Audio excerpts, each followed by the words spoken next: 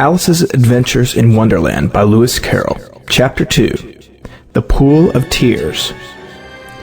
"Curiouser and curiouser," cried Alice. She was so much surprised that for the moment she quite forgot how to speak good English. "Now I'm opening out like the largest telescope that ever was. Goodbye, feet." For when she looked down at her feet, they seemed to be almost out of sight. They were getting so far off. "Oh, my poor little feet. I wonder who will put on your shoes and stockings for you now, dears. I'm sure I shan't be able to. I shall be a great deal too far off to trouble myself about you. You must manage the best you can, but I must be kind to them," thought Alice, "or perhaps they won't walk the way I want to go. Let me see, I'll give them a new pair of boots every Christmas." And she went on planning to herself how she should manage it. They must go by carrier, she thought, and how funny I'll seem sending presents to one's own feet, and how odd the directions will look. Alice's right foot, Esquire. Hearthrug near the fender with Alice's love. Oh dear, what nonsense I'm talking. Just then, her head struck against the roof of the hall. In fact, she was now more than 9 feet high, and she at once took up the little golden key and hurried off to the garden door. Poor Alice! It was as much as she could do lying down on one side to look into the garden with one eye, but to get through was more hopeless than ever. She sat down and began to cry again. "You ought to be ashamed of yourself," said Alice. "A great girl like you," she might well say this, "to go on crying in this way. Stop this moment, I tell you." But she went on all the same, shedding gallons of tears until there was a large pool all around her, about 4 inches deep and reaching half down the hall. After a time, she heard a little pattering of feet in the distance, and she hastily dried her eyes to see what was coming.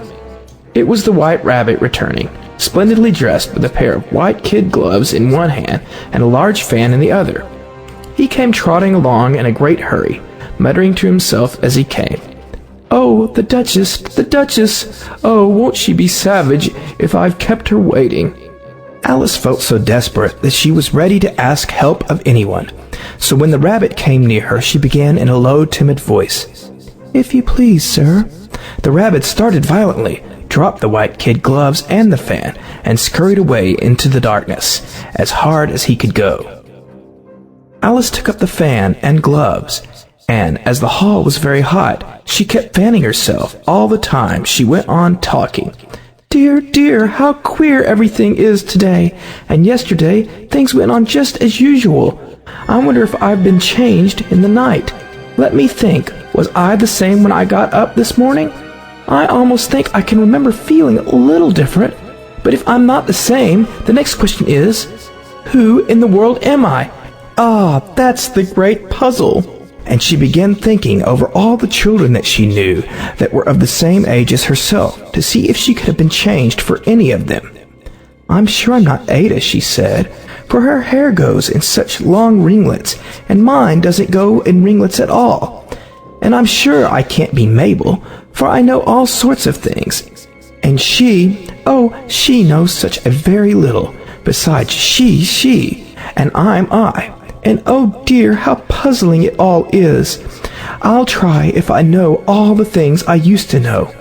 Let me see, 4 times 5 is 12, and 4 times 6 is 13, and 4 times 7 is... Oh dear! I shall never get to 20 at that rate. However, the multiplication table doesn't signify. Let's try geography. London is the capital of Paris, and Paris is the capital of Rome, and Rome... No, that's all wrong, I'm certain. I must have been changed for Mabel. I'll try and say, how doth the little... And she crossed her hands on her lap as if she were saying lessons, and began to repeat it. But her voice sounded hoarse and strange, and the words did not come the same as they used to. How doth the little crocodile improve his shining tail, and pour the waters of the Nile on every golden scale? How cheerfully he seems to grin, how neatly spread his claws, and welcome little fishes in with gently smiling jaws. I'm sure those are not the right words, said poor Alice, and her eyes filled with tears again as she went on.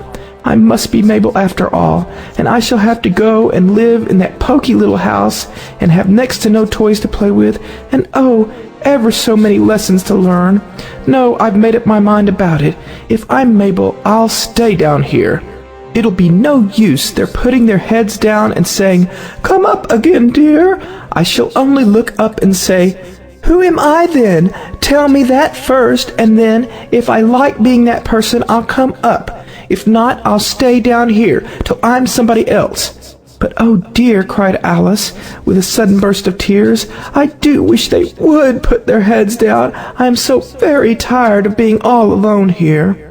As she said this, she looked down at her hands, and was surprised to see that she had put on one of the rabbit's little white kid gloves while she was talking. "How can I have done that?" she thought. "I must be growing small again." She got up and went to the table to measure herself by it, and found that, as nearly as she could guess, she was now about 2 feet high, and was going on shrinking rapidly. She soon found out that the cause of this was the fan that she was holding, and she dropped it hastily, just in time to avoid shrinking away altogether. "That was a narrow escape," said Alice, a good deal frightened at the sudden change, but very glad to find herself still in existence. "And now for the garden," and she ran with all speed back to the little door. But alas, the door was shut again, and the little golden key was lying on the glass table as before. "And things are worse than ever," thought the poor child, "for I never was so small as this before, never, and I declare it's too bad that it is." As she said these words, her foot slipped, and in another moment, splash, she was up to her chin in salt water. Her first idea was that she had somehow fallen into the sea. "And in that case, I can go back by railway," she said to herself. Alice had been to the seaside once in her life, and had come to the general conclusion that wherever you go on the English coast, you find a number of bathing machines in the sea, some children digging in the sand with wooden spades, then a row of lodging houses, and behind them a railway station. However, she soon made out that she was in a pool of tears, which she had wept when she was 9 feet high. "I wish I hadn't cried so much," said Alice, as she swam about trying to find her way out. "I shall be punished for it now, I suppose, by being drowned in my own tears. That will be a queer thing, to be sure. However, everything is queer today." Just then she heard something splash about in the pool a little way off, and she swam nearer to make out what it was. At first she thought it must be a walrus or hippopotamus, but then she remembered how small she was now, and she soon made out that it was only a mouse that had slipped in like herself.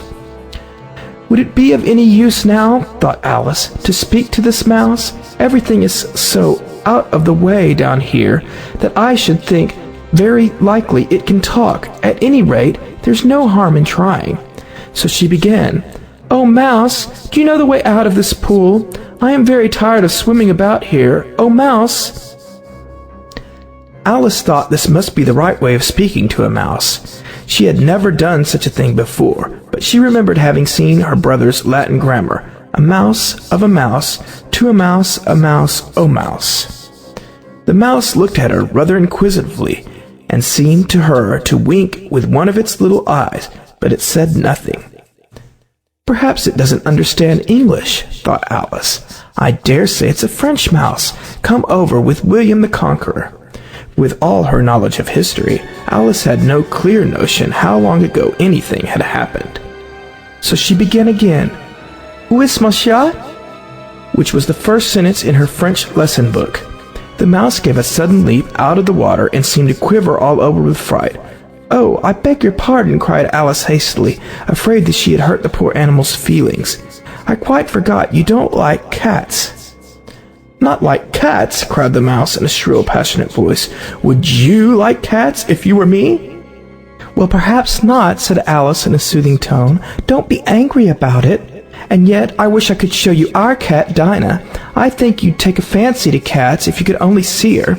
She's such a dear, quiet thing," Alice went on half to herself as she swam lazily about in the pool.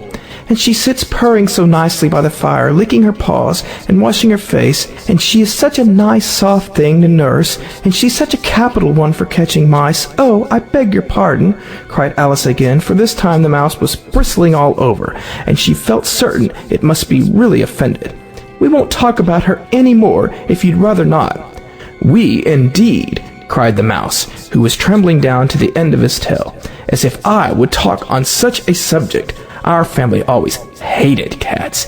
Nasty, low, vulgar things. Don't let me hear the name again.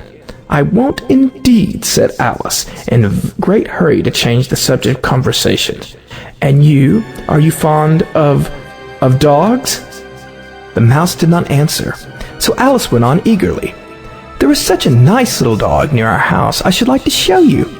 A little bright-eyed terrier, you know, with, such long curly brown hair, and it'll fetch things when you throw them, and it'll sit up and beg for its dinner, and all sorts of things. I can't remember half of them, and it belongs to a farmer, you know, and he says it's so useful, it's worth £100. He says it kills all the rats and... Oh, dear, cried Alice in a sorrowful tone, I'm afraid I've offended again. For the mouse was swimming away from her as hard as it could go, and making quite a commotion in the pool as it went. So she called softly after it, Mouse dear, do come back again, and I won't talk about cats, or dogs either, if you don't like them. When the mouse heard this, it turned round and swam slowly back to her. Its face was quite pale, with passion, Alice thought, and it said in a low, trembling voice, Let us get to the shore, and then I'll tell you my history, and you'll understand why it is that I hate cats and dogs. It was high time to go, for the pool was getting quite crowded with birds and animals that had fallen into it. There was a duck and a dodo, a lory and an eaglet, and several other curious creatures. Alice led the way, and the whole party swam to the shore. End of chapter 2.